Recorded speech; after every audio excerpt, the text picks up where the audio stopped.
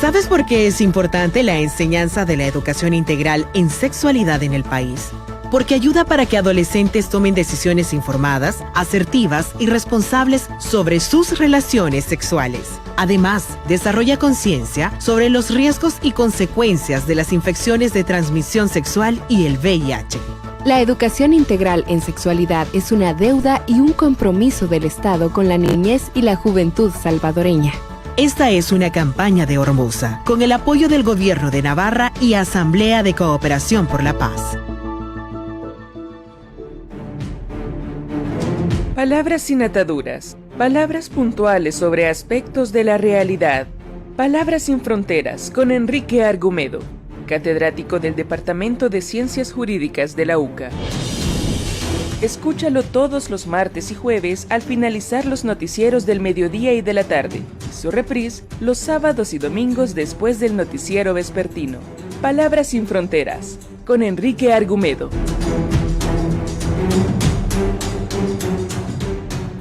Son las 7:31. ¿Y a ti? ¿Qué es lo que más te gusta de la música? Pues yo necesito que la música me levante el ánimo, que me haga sentir mejor, que cada vez que tengo un mal día, pues que me ayude. Yo pongo música que me ayude a relajarme después de trabajar. Lo que yo más disfruto es escuchar artistas con voces potentes, esas que te ponen la piel de gallina. Me gustan los buenos cantantes, esos que las voces te dejan atónito. Tu encuentro con tus artistas favoritos es aquí, en Especiales Musicales, jueves a las 8 de la noche y su retransmisión los domingos a las 3:30 de la tarde por el 91.7 del FM, YSUCA. Especiales Musicales. YSUCA, una voz sin fronteras. 91.7 FM. Más que una generación.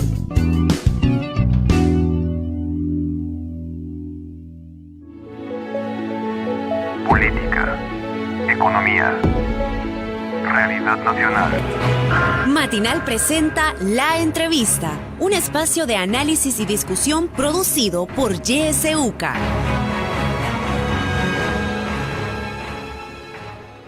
Muy buenos días, gracias por su sintonía a Radio YSUCA. En este miércoles vamos a estar hablando sobre el funcionamiento de la institucionalidad en el país. Para eso ya se encuentra con nosotros el director ejecutivo de Acción Ciudadana, Eduardo Escobar, a quien le damos la bienvenida. Buenos días, Eduardo. Buenos días, un gusto y un saludo a toda la audiencia. Muchas gracias, Eduardo, por acompañarnos esta mañana.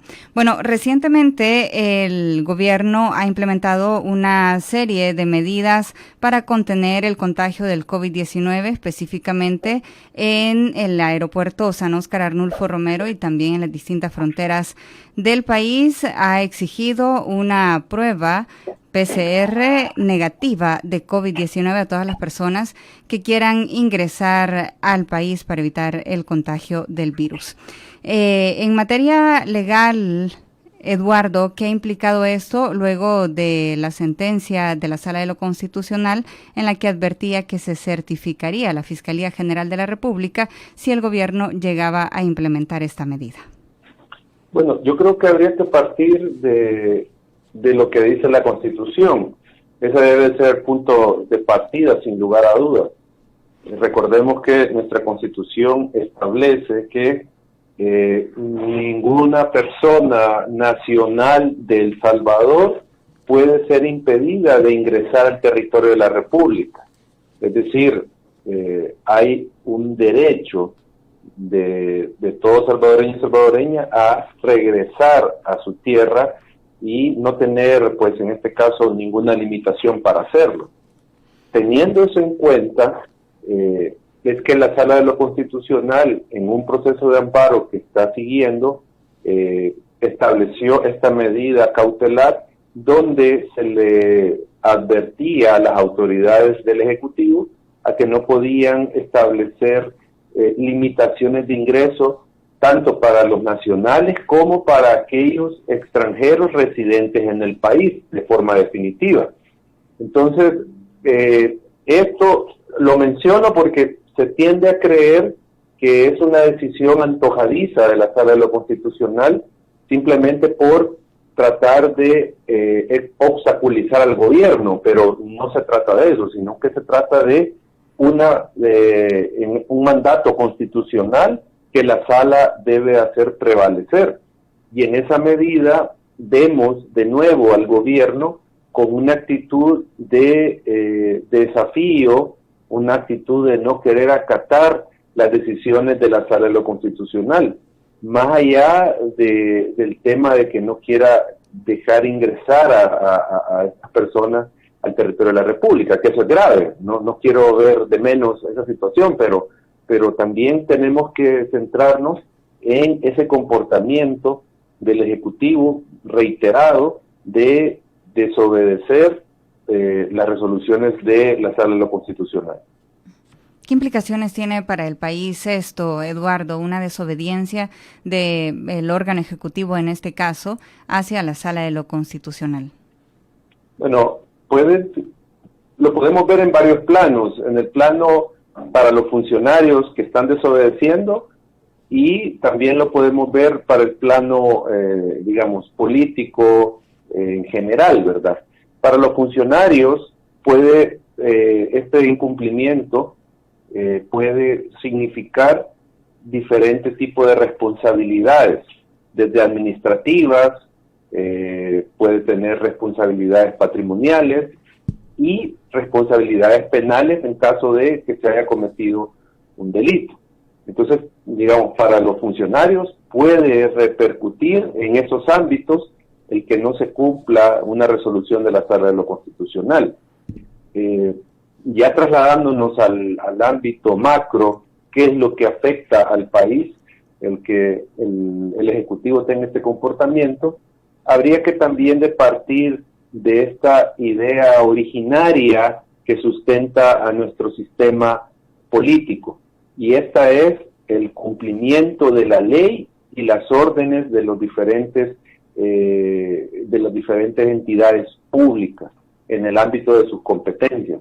Digamos, esa es la base de la autoridad y esa es la base de la idea básica del sistema. Es decir, que yo reconozco que, por ejemplo, un agente de la Policía Nacional Civil tiene cierto grado de autoridad sobre mi persona y que, por lo tanto, yo debo, en este caso, ese respeto y esa obediencia a esta autoridad cuando ejerce dentro de sus competencias y de acuerdo a la ley sus funciones, igual con un tribunal de justicia. Yo sé que el fallo de un tribunal de justicia, donde ordena o establece ciertas situaciones, debe de ser acatado, porque es la autoridad que está investida para emitir estas decisiones. Entonces, esa es, digamos, la idea básica que subyace en nuestro sistema político. Lo mismo con las leyes, o sea, sabemos que hay una ley que ordena, que permite, que prohíbe, y entonces yo tengo que amoldar mi vida a esa norma jurídica. Entonces, cuando un funcionario desatiende la ley, desatiende la Constitución y también desoye una orden judicial, lo que significa es que se está atentando contra la base de la República, que es este tema del cumplimiento de la ley y las órdenes, particularmente las judiciales. Acá también viene el tema de las interpretaciones, Eduardo. Ayer el ministro de Salud, Francisco Alaví, manifestaba en una entrevista televisiva que el gobierno no era que estaba impidiendo el ingreso de los connacionales o de extranjeros al país, es decir, las aerolíneas eran las que estaban pidiendo el examen, y que si una persona pues lo presentaba y presentaba una prueba negativa y firmada y sellada por un médico, entonces que no había problema para que esa persona ingresara al país. Es decir, manifestaban que en realidad el gobierno no estaba bloqueando el ingreso de ningún salvadoreño o extranjero a la nación. ¿Cómo valora usted el tema de las interpretaciones, verdad, de las acciones, en cuanto a las acciones legales, en cuanto a las disposiciones de la sala, en cuanto a las órdenes de parte del Ejecutivo, y lo que en realidad tendría que hacerse en este caso para enfrentar la pandemia? Bueno, no hay que negar que personeros del gobierno interpretan la resolución, interpretan la ley a su conveniencia. Y aparte, y esto ha sido un signo característico de este gobierno, es el hecho de la inseguridad jurídica. ¿Y a qué me refiero con esto? Si ustedes se recuerdan, cuando estábamos en plena pandemia, se emitía un decreto X donde regulaba el tema de las restricciones de movilidad, y luego, como habían olvidado algo, emitían una reforma a ese decreto ejecutivo que se había emitido. O tenían que salir aclarando, luego lo derogaban, emitían otro. Esa ha sido, digamos, como la constante de este gobierno. Nosotros vimos las declaraciones, no me acuerdo si fue en redes sociales, del director de Migración, que luego tuvo que recular de eso que había dicho y hasta ofreció una disculpa pública porque se había excedido en lo que había dicho. ¿Qué quiero decir con esto? Que no hay seriedad y no muestra o no nos da la confianza a las interpretaciones y las decisiones que toma el Ejecutivo sobre estos temas. O sea, es evidente que en un inicio el discurso del gobierno era, mire, no va a entrar nadie, y eso lo dijo el presidente, no va a entrar nadie si no trae esta prueba, va a ser rechazado su ingreso al país. Luego fueron cambiar de discurso y ahora terminan en que son las aerolíneas las que tienen que hacer este procedimiento de verificación. Pero al final el punto acá es que, y a eso es lo que tendríamos que verificar, tendría que hacer la Fiscalía, tendría que hacer la Procuraduría para la Defensa de los Derechos Humanos, la que verifique si en el aeropuerto se está actualmente rechazando o negándole el ingreso a algún salvadoreño y salvadoreña por no traer la prueba. Porque lo que siempre se dijo es que es aceptable que se establezcan protocolos y medidas para el ingreso de personas al país, pero lo que no se acepta desde la perspectiva constitucional es que no se le deje entrar a un salvadoreño o salvadoreña. O sea, eso creo yo que es la distinción. ¿Se necesita una prueba? Sí, pero si la persona no la trae, se debe establecer un mecanismo para tomárselo en el aeropuerto y esperar el resultado, y en esa medida establecerle alguna restricción de movilidad a esta persona, digamos una cuarentena domiciliar obligatoria, hasta que se determine si está o no contagiada por la enfermedad. Y ahí no estamos violentando ningún derecho constitucional, pero el comportamiento del Ejecutivo va en otro sentido y no en el tema del respeto de los derechos fundamentales. En este mismo contexto también, Eduardo, se ha dado la implementación de cercos sanitarios en Morazán y también en un municipio de La Unión, que fue anunciado ayer por el presidente de la República. ¿Cómo valora usted la implementación de estos cercos sanitarios? Bueno, de nuevo caemos al tema de del exceso del Ejecutivo y del no acatamiento de una orden de la Sala de lo Constitucional.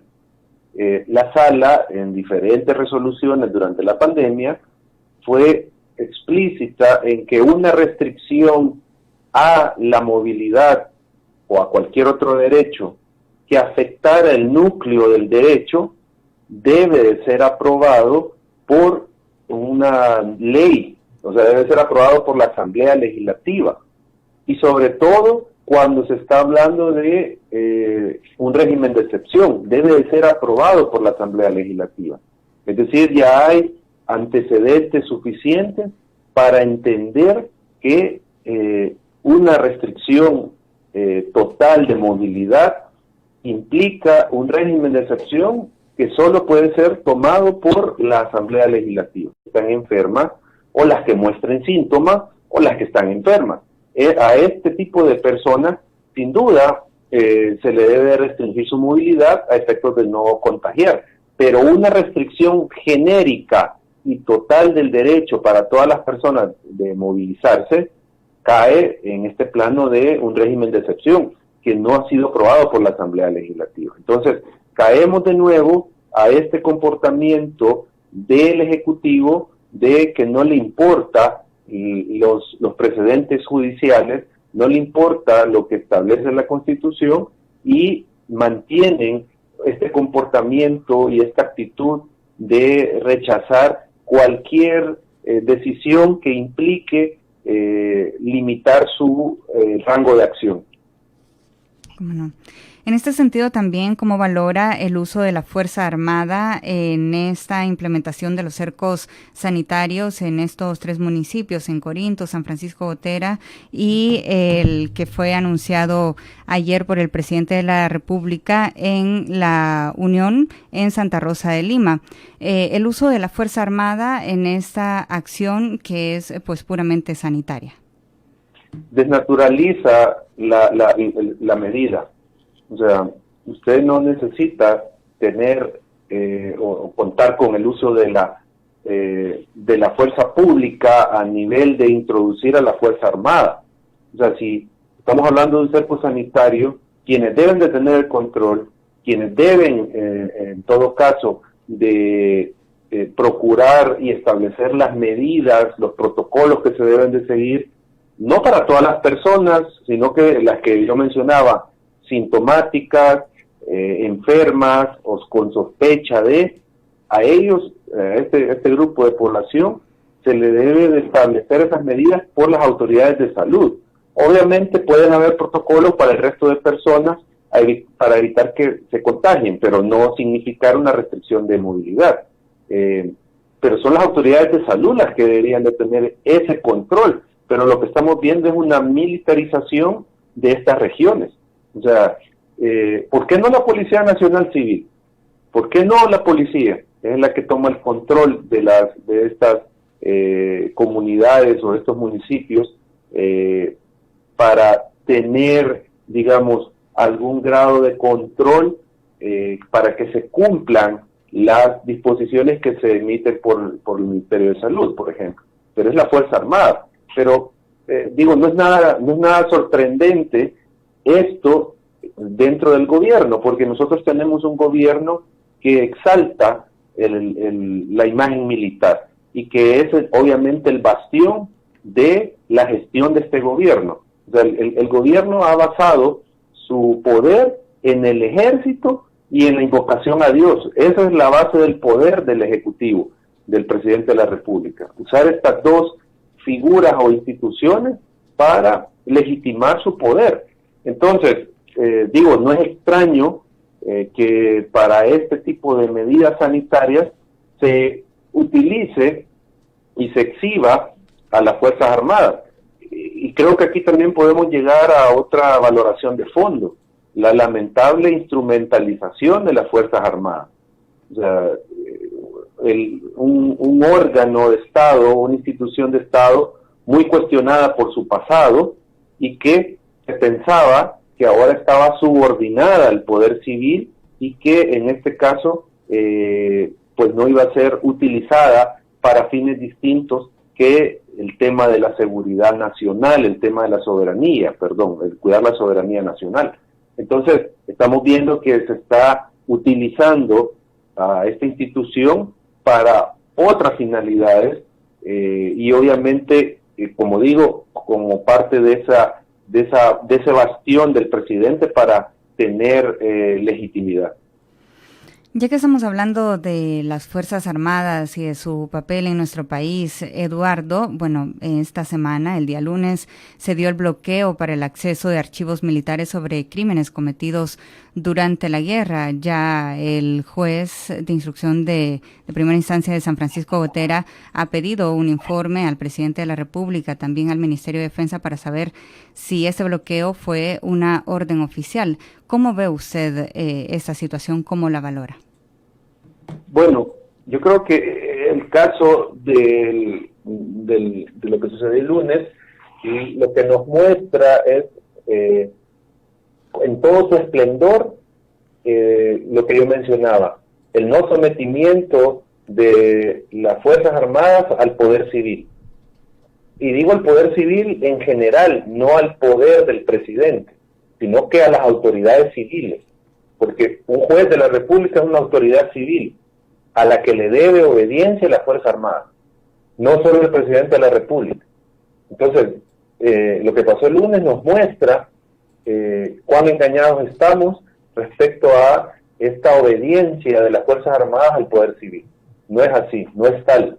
Eso ha sido, digamos, uno de los grandes mitos desde los acuerdos de paz, que de nuevo viene a mostrársenos que eso no es así, que las Fuerzas Armadas, y sobre todo cuando se tocan temas del pasado, no responden a las autoridades civiles.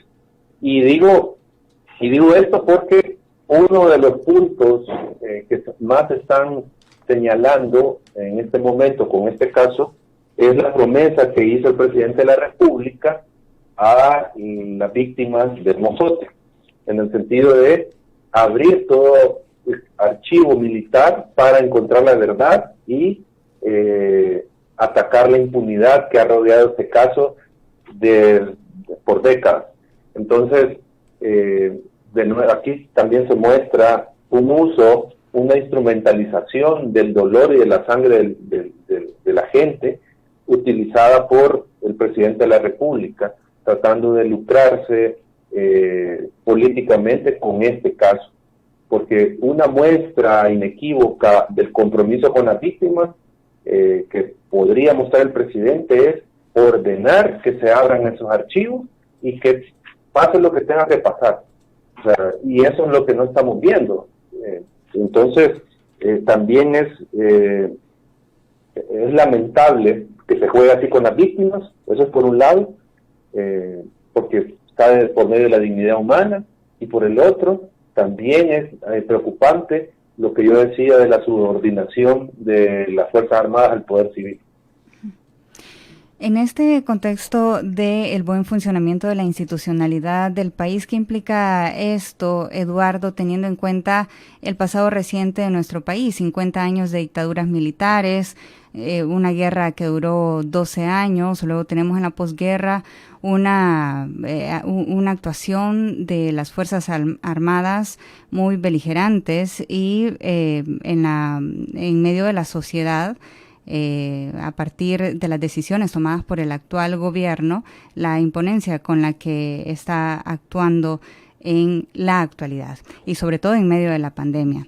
¿Qué implicaciones tiene esto en este buen funcionamiento de la institucionalidad del país? Bueno, aparte de preocupar, creo yo que también se puede valorar desde el punto de vista de el tema de quién tiene el poder, del tema de la legitimidad del poder. Al final, no hay que obviar que el poder civil tiene que estar, obviamente, en coordinación con el poder militar, ¿sí? O sea, para que un gobierno pueda ejercer sus atribuciones y sus funciones, debe de estar más que coordinado, pero debe de tener el control sobre las fuerzas militares, porque esa es la base de un sistema democrático, el poder civil, la autoridad civil, el cumplimiento de las decisiones de esa autoridad civil. Entonces, si no hay ese grado de subordinación, de control y de coordinación, estamos ante un serio problema, y digo un serio problema en varios sentidos. No sé si a nivel de que puede haber un golpe de Estado, ¿verdad? Si no hay al final un acuerdo entre las fuerzas civiles y militares. No sé si a ese nivel, pero digo, tenemos un riesgo en el sentido de que el país, en lugar de avanzar en la lógica de desmilitarizar la vida nacional, está avanzando en pasos en el sentido opuesto, mejor dicho. O sea, en lugar de ir sacando de nuestra vida ese militar, esa bota militar que todos llevamos dentro, la estamos haciendo cada vez más presente. O sea, esa cultura de la violencia, la cultura del autoritarismo, la cultura del militarismo, no se está sacando de la vida nacional, sino que se le está dando cada vez más cabida y se le está llevando a un nivel de que se le coloca un pedestal, porque eso es lo que ha hecho el presidente de la República, colocar al ejército, representado muchas veces en la figura del ministro, en un pedestal como los héroes de la República, como, digamos, la norma de comportamiento, lo ejemplar de la República. Entonces, digamos, tenemos ese problema que tal vez no muchos lo puedan ver o no lo quieran ver, pero es de que en lugar de avanzar en construir otro imaginario nacional con otras figuras, con otros referentes, estamos volviendo a los referentes tradicionales que en este caso son, digamos, la imagen de Dios y el tema de las Fuerzas Armadas. Volviendo, Eduardo, al tema de la desobediencia del Ejecutivo hacia las sentencias de la Sala de lo Constitucional, este acceso a los archivos militares fue una orden de la Sala de lo Constitucional al declarar la inconstitucionalidad de la ley de amnistía en julio de 2016. ¿Qué implicaciones tiene esto? Porque el Ejecutivo no ha cumplido con ese mandato de la Sala y ya pasaron 4 años. ¿Qué implicaciones, bueno, más de 4 años, qué implicaciones tiene esto? ¿Cuál tendría que ser los procesos que deba seguir la Sala de lo Constitucional ante estos evidentes desacatos? Pues que no solamente este presidente de la República, porque él tiene pues más de un año de estar al frente, el presidente Bukele, pero también el presidente anterior, es decir, se ha tenido esa tendencia desde el Ejecutivo a cumplir algunas sentencias de la Sala y desacatar otras. ¿Qué implicaciones tiene esto y qué tendría que hacer la Sala de lo Constitucional en este caso? Bueno, yo creo que podemos verlo también en implicaciones a nivel nacional, a nivel interno, e implicaciones a nivel internacional. Ya este caso puede también repercutir en instancias internacionales, que de nuevo hay una obstrucción del Estado para encontrar justicia en el caso.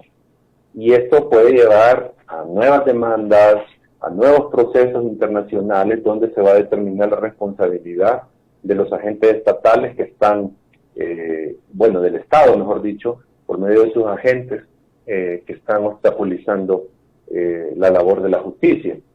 A nivel interno, pues obviamente hay también un entorpecimiento, obstaculización del cumplimiento derivado de la sentencia de inconstitucionalidad de la ley de amnistía. Y acá, sin duda, se está afectando el derecho de acceso a la justicia, el derecho de conocer la verdad, el derecho a una tutela judicial efectiva. Todo eso se ve afectado. O sea, porque recordemos que de la sentencia lo que se deriva es que se debe de investigar y se debe de conocer la verdad. Y en esa medida, esto que está sucediendo impide que se dé el cumplimiento de los efectos que se derivan de la sentencia. Entonces, acá, y como lo ha dicho o se publicó, que dijo el juez, hay 5 días, si no mal recuerdo, de plazo para el presidente de la República, a efecto que se pronuncie sobre esta orden, quién dio la orden y qué implicaciones tenía esta orden que obstaculizó el ingreso del juez de la causa, para certificar posteriormente a la Fiscalía esta obstaculización. Y ahí esperamos que en este caso se proceda contra los responsables de este incumplimiento. ¿Cómo no? Eduardo, necesitamos hacer un breve corte en este momento, pero luego de esta pausa comercial, también la audiencia podrá tener la oportunidad de hacer preguntas o comentarios sobre el tema que estamos tratando esta mañana. Así es que no nos cambie, volvemos de inmediato. www.ysuca.org.sb Una voz sin fronteras, 917 FM, más que una generación.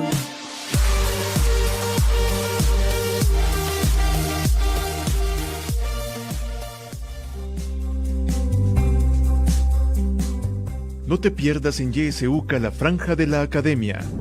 Si te interesa conocer más sobre economía, no puedes perderte los miércoles tu espacio Hablando de Economía, un programa del Departamento de Economía de la UCA.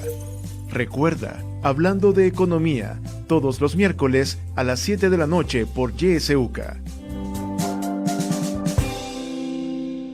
91.7 FM, YSUCA.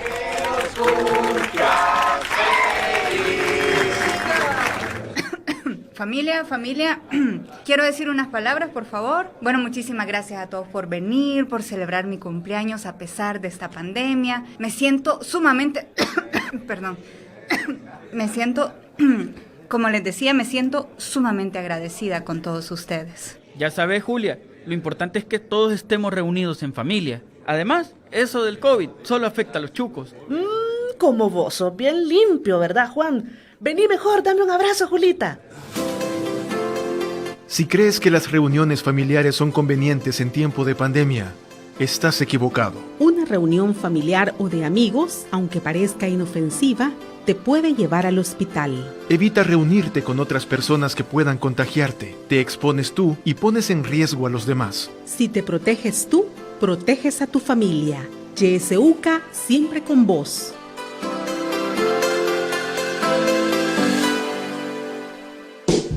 ¿Y a ti? ¿Qué es lo que más te gusta de la música? Pues yo necesito que la música me levante el ánimo, que me haga sentir mejor, que cada vez que tengo un mal día, pues que me ayude. Yo pongo música que me ayude a relajarme después de trabajar. Lo que yo más disfruto es escuchar artistas con voces potentes, esas que te ponen la piel de gallina. Me gustan los buenos cantantes, esos que las voces te dejan atónito. Tu encuentro con tus artistas favoritos es aquí, en Especiales Musicales, jueves a las 8 de la noche y su retransmisión los domingos a las 3:30 de la tarde por el 91.7 del FM, YSUCA. Especiales Musicales. Nuestra voz no se apaga, sigue evolucionando junto a la realidad. YSUCA.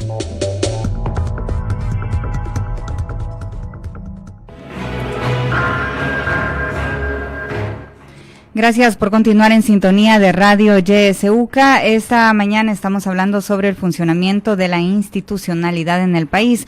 Está con nosotros el director ejecutivo de Acción Ciudadana, Eduardo Escobar. Si usted tiene preguntas o comentarios, puede marcarnos al 2210-6924, el 2210-6925. También puede enviarnos sus mensajes de texto o de voz al 7571-2779. Tenemos mensajes de voz que nos llegan a través de nuestro WhatsApp. Le vamos a dar paso en este momento. Adelante.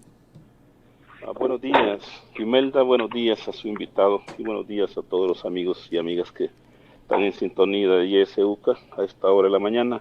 Imelda, yo quiero hacer este comentario, mira, ya durante mucho rato, ¿verdad? Hemos venido escuchando acá en las entrevistas que se hacen acá en la radio y hemos venido escuchando a funcionarios cuando usted les hace la pregunta, ¿qué implicaría todas estas desobediencias que están haciéndose los funcionarios, tanto el presidente como sus funcionarios, ¿verdad? Yo, Imelda y amigos y amigas, miren, yo pienso que ya es tiempo, ¿no?, de que se ponga orden, que se ponga un alto a este abuso de autoridad que está haciendo este gobierno y sus funcionarios. Yo pienso que ya no se puede seguir haciendo, soportando todas esas cosas. Miren, este bloqueo de cerrarle a estas investigaciones de los archivos militares, esto es tremendo. Ya no se puede, creo, seguir tolerando ese tipo de abuso de autoridad. Yo creo que tiene que haber algo ya, ¿verdad? Porque esto se está degenerando. Cualquier funcionario viene y le cierra las puertas a una investigación, entorpeciendo investigaciones que son vitales para la reconciliación en nuestro país. Así es que, Imelda y amigos y amigas, yo creo que es tiempo ya de poner orden a que este gobierno realmente deje esa posición que tiene de autoritario, prepotente, ¿verdad? Y que nos encaminemos realmente a otro ambiente donde ya no haya tanta tensión tan miserable que se vive en estos momentos en nuestro querido El Salvador. Y nosotros desde la instancia estamos siguiendo eso. Está afectando a muchísimas familias. Esta es mi opinión y buenos días para todos. Gracias, Imelda, por darme esta oportunidad. Bueno, gracias ahí al amigo. Tenemos una llamada telefónica, le vamos a dar paso en este momento. Buenos días, adelante, ¿de dónde nos llama? Buenos días. Bueno, parece que tenemos problemas ahí. Buenos días, adelante, ¿nos escucha? Licenciada, buenos días. Sí, buenos días. Bienvenido, el licenciado Escobar. Quiero decirle de que yo lo observé en las presidenciales anteriores, licenciado Escobar, que usted quizás ganó el récord en las quejas de la sala. Y fíjese que la sala era obediente. No solo a usted, ¿verdad? No que a otras quejas que habían contra el presidente o cualquier órgano del Estado. Y le ponían coto, porque le decía, le damos 5 días, nada de 2 meses. Entonces, vaya, el último Sánchez Serén, él obedecía.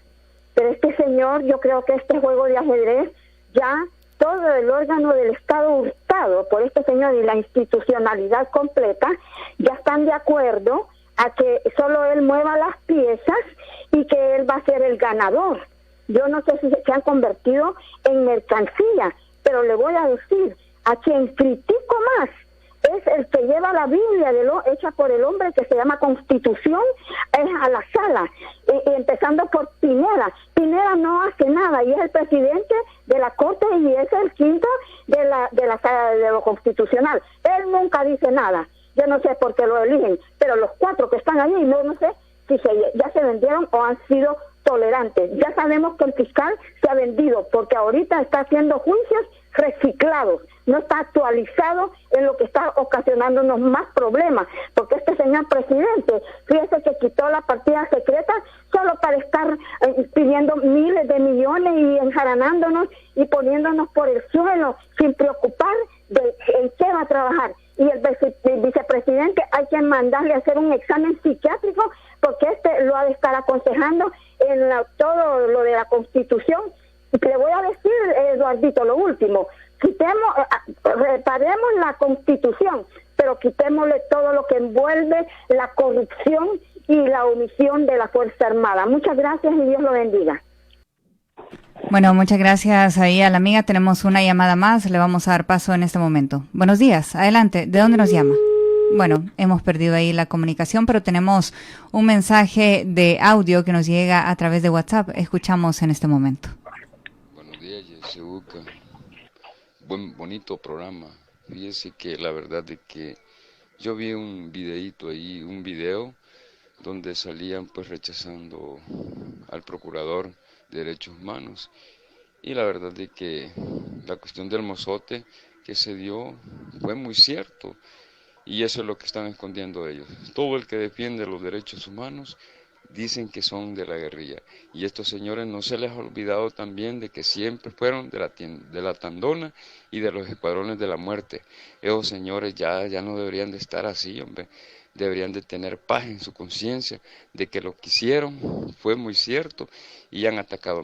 Mire, el señor Beltrán Bonilla también lo mismo, solo escupiendo veneno como una serpiente. Él dice que conoce toda la historia de ahí y mire pues lo que anda haciendo. Y siendo un diputado este señor ya no debería ni de hablar ni tener ese programa en esa radio. Bueno, muchas gracias y bendiciones. Gracias al amigo por su participación. Tenemos más participaciones de la audiencia, un audio más a través de WhatsApp. Buenos días, Radio UCA, gracias por unir su voz a la voz de la ciudadanía. Admiro mucho y sigo el trabajo de Acción Ciudadana, muy importante. Felicitaciones. El artículo 3 de la Constitución establece que todos somos iguales ante la ley. Los funcionarios no pueden en un Estado de Derecho estar encima de la ley, pero desde hace ratos funcionarios vienen incumpliendo las leyes y hasta resoluciones de la Sala de lo Constitucional. Esto obliga a 2 situaciones: que el fiscal general de oficio o por denuncia haga cumplir el principio de legalidad como una de sus obligaciones constitucionales. El otro es que activa el derecho del pueblo a la insurrección para separar a los funcionarios transgresores. Entonces, ¿quién podrá defendernos de los funcionarios que no respetan la ley, que juraron cumplir cuando asumieron sus cargos. Buenos días, muchas gracias. Bueno, muchas gracias por su participación. Tenemos una llamada en línea, le vamos a dar paso en este momento. Buenos días, adelante, ¿de dónde nos llama? Aló, buenos días. Buenos días, adelante, por favor. Un saludo ahí a Eduardo Escobar y a usted también. Fíjense que esto de querer desclasificar los archivos de la Fuerza Armada, yo creo que esa orden no viene de Nayib Bukele. Yo he estado viendo en YouTube donde sale él diciendo que es lo primero que va a hacer, que iba a desclasificar. El gran problema para la justicia es que en esa zona de Morazán, uno que sí conoce la historia, habían asesores militares gringos. Ellos traían la estrategia de tierra arrasada, de quitarle el agua al pez. Ellos eran los que daban las órdenes de hacer esas masacres. Y si el tío Sam no dice que se desclasifique eso, no se va a desclasificar. No lo hicieron los gobiernos de Arena, no lo hicieron los gobiernos del Frente. Hoy dice Bukele que no lo va a hacer. ¿Por qué? Porque hay gente norteamericana, asesores militares gringos, que estaban metidos en esa zona y ellos traían esa estrategia carnicera de arrasar todo. Entonces, esto lo vamos a saber cuando allá en el Pentágono la CIA desclasifique eso. Así que sentémonos en una piedra a esperar de que allá en Washington desclasifiquen todos esos documentos. Ahí vamos a saber la verdad. Pasa buenos días, Eduardo.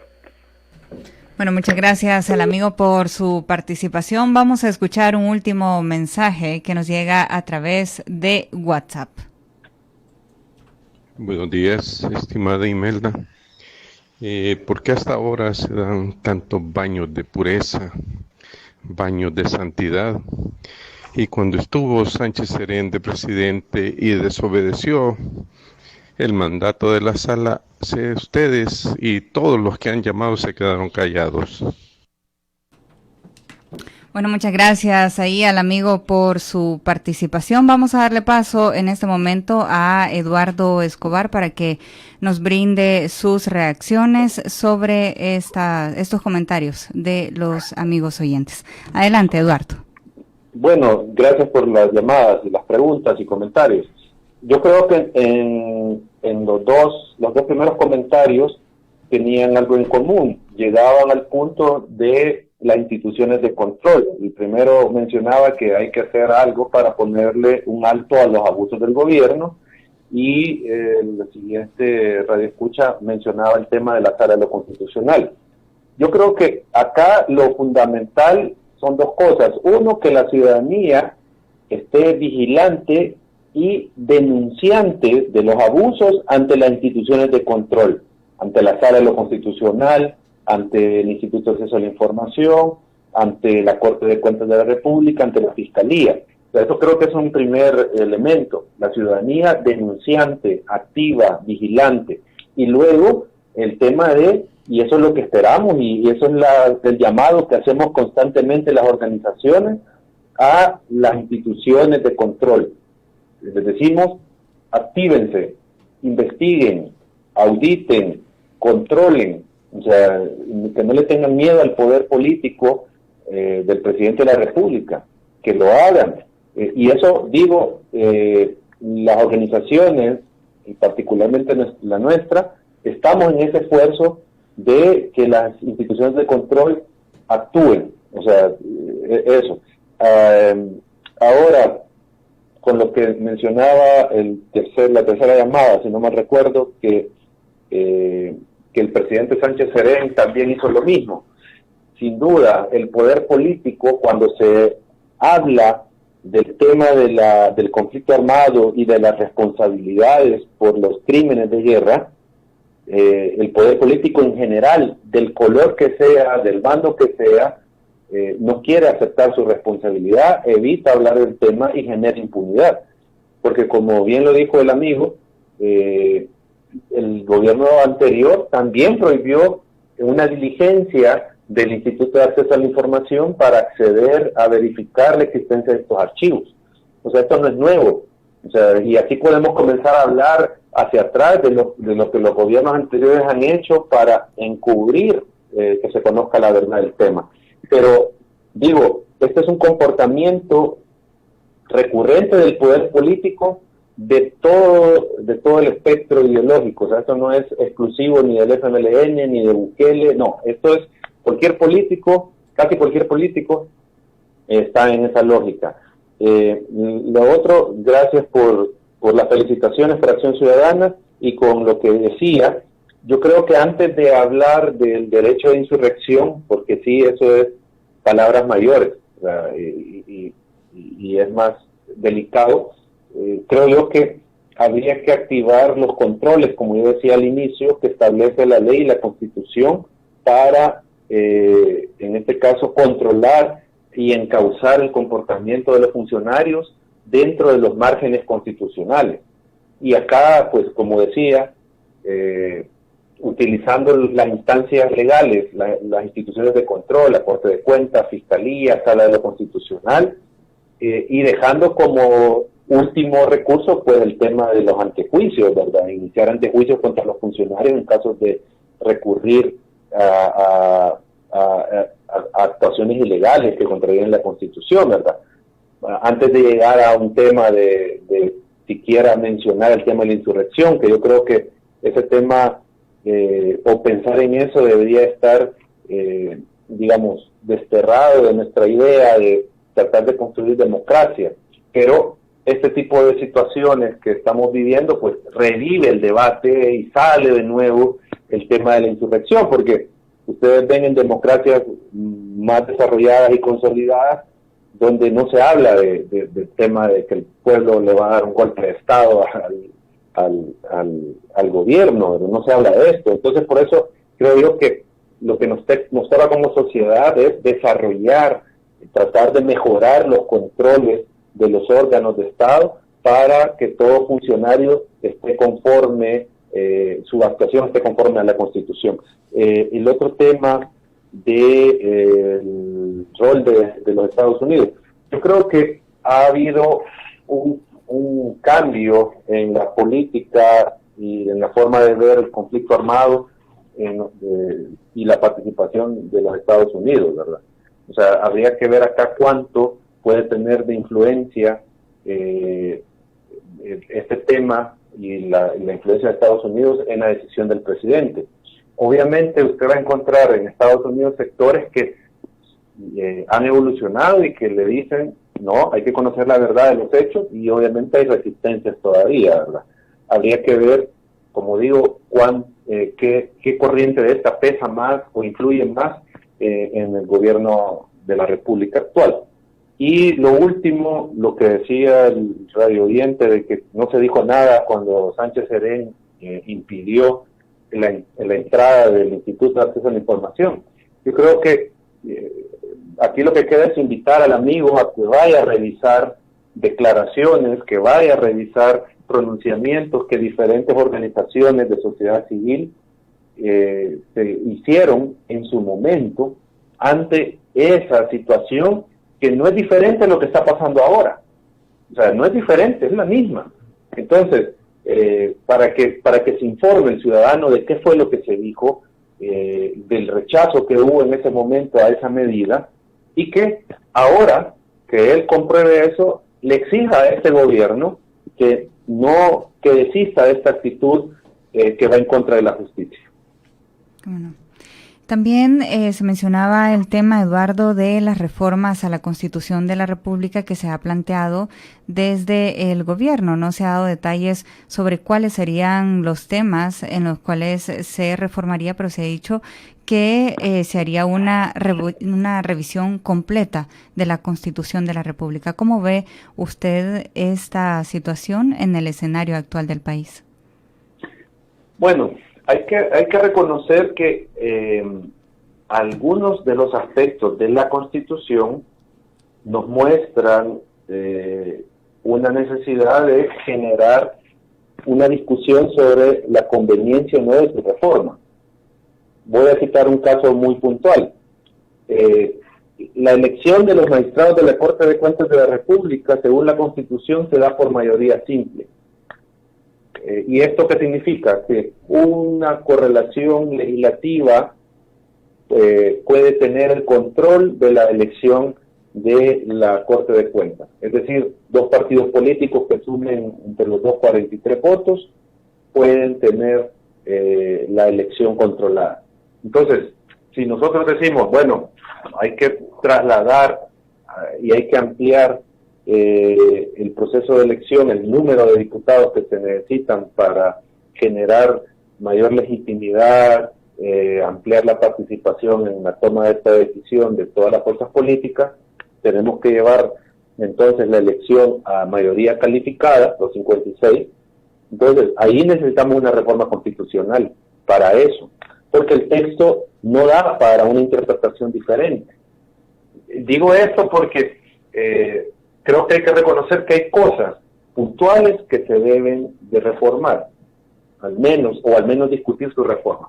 Pero, en general, a nosotros nos parece que la mayoría de las disposiciones, tanto que reconocen derechos fundamentales como aquellas que organizan el Estado o el sistema económico, en general pueden ser ampliados sus alcances y sus efectos a partir de la interpretación constitucional que hace la Sala de lo Constitucional.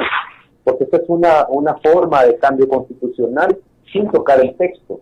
Es decir, los jueces constitucionales interpretan la Constitución y le dan un sentido más amplio al ejercicio de los derechos, le da un sentido más amplio a la organización del Estado. Entonces, eso creemos que es la vía que se debe de utilizar antes de pensar en un cambio constitucional, excepto en aquellos casos como el que yo planteaba, que muy puntuales, que sí se requeriría una modificación al texto.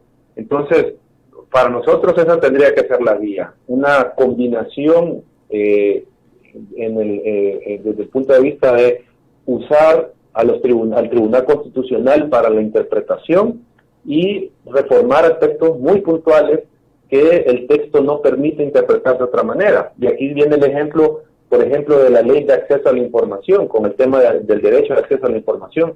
Si ustedes revisan la Constitución, en ningún artículo va a encontrar expresamente señalado el derecho de acceso a la información. Ustedes lo que van a encontrar es el derecho de libertad de expresión. Entonces, la Sala de lo Constitucional, a partir de la interpretación de ese artículo, es que deriva el derecho de acceso a la información. Entonces, no necesita estar expresamente señalado en el texto, sino que se puede, por vía de interpretación, establecer el alcance de ese derecho. Entonces, creemos nosotros que esa debe ser la vía. Y junto con esto, aunque hay posibilidades todavía de ampliar y mejorar la aplicación de la Constitución, también hay que señalar que no tenemos confianza en quienes proponen la reforma. O sea, el momento político, el comportamiento del Ejecutivo no da el mínimo de confianza para pensar que hay intenciones benignas para reformar la Constitución, sino que lo que uno puede pensar es que puede buscarse concentración de poder, puede buscarse mecanismos para, en este caso, reformar por otra vía la Constitución. O sea, hay una cantidad de suposiciones que se generan precisamente por la falta de confianza en de quienes están proponiendo la reforma. Ustedes como Acción Ciudadana, Eduardo, también han incidido desde hace varios años sobre el tema de la transparencia también de los partidos políticos a propósito del contexto electoral ya en el que se encuentra el país en rumbo a las elecciones de febrero de 2021. ¿Cómo ven ustedes este tema en el contexto actual del país? Bueno,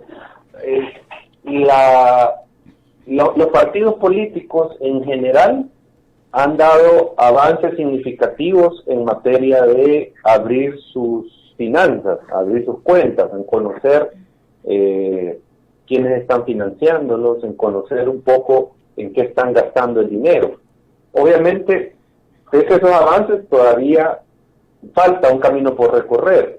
O sea, yo siempre he dicho que lo que falta en el tema del financiamiento de los partidos es lograr verificar con total certeza que los datos que nos proporcionan son reales. O sea, eso es lo que falta verificar, pero en general los partidos, digo, han avanzado en ese tema.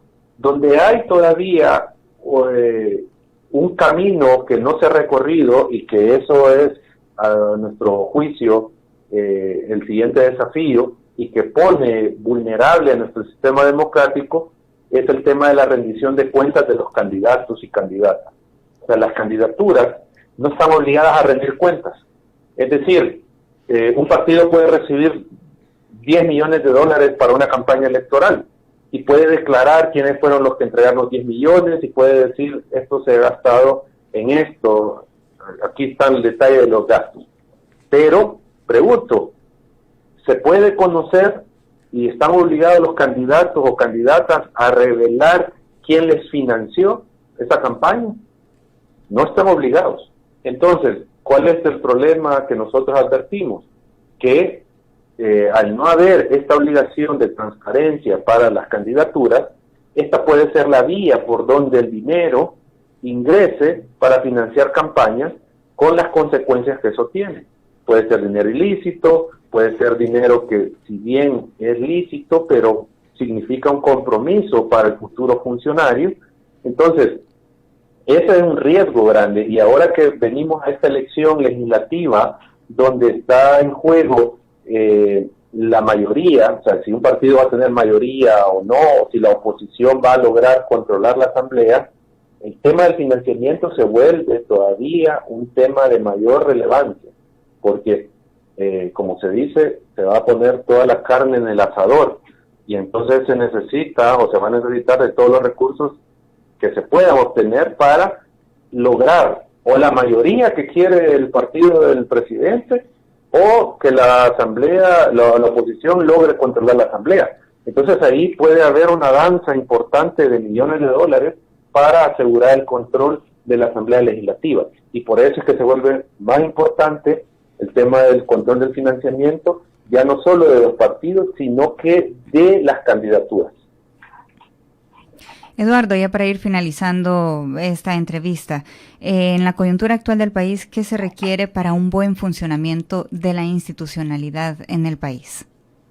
Bueno, yo creo que lo primero, lo más básico, es que los funcionarios tengan muy arraigado el ethos democrático, ese espíritu democrático de, en primer lugar, apegarse a lo que manda la Constitución y las leyes de la República, y luego el hecho de hacer su gestión al frente de las instituciones de forma participativa, transparente y proba. O sea, yo creo que esa es la base de que mejore el sistema, y no con esto quiero descargar toda la responsabilidad en las personas, porque hay instituciones, o sea, también hay que ver las instituciones, y en esa medida es que se ha advertido y se ha venido advirtiendo que a nivel legal y a nivel institucional hay que hacer algunas modificaciones para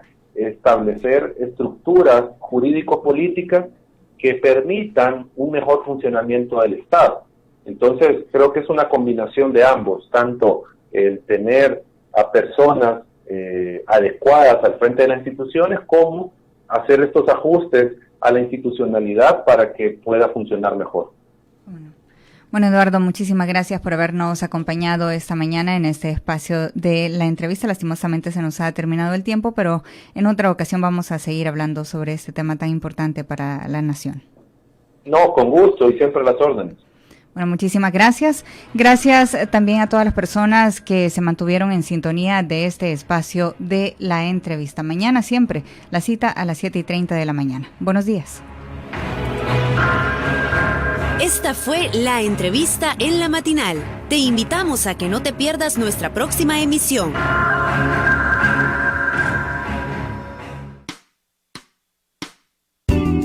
YSUCA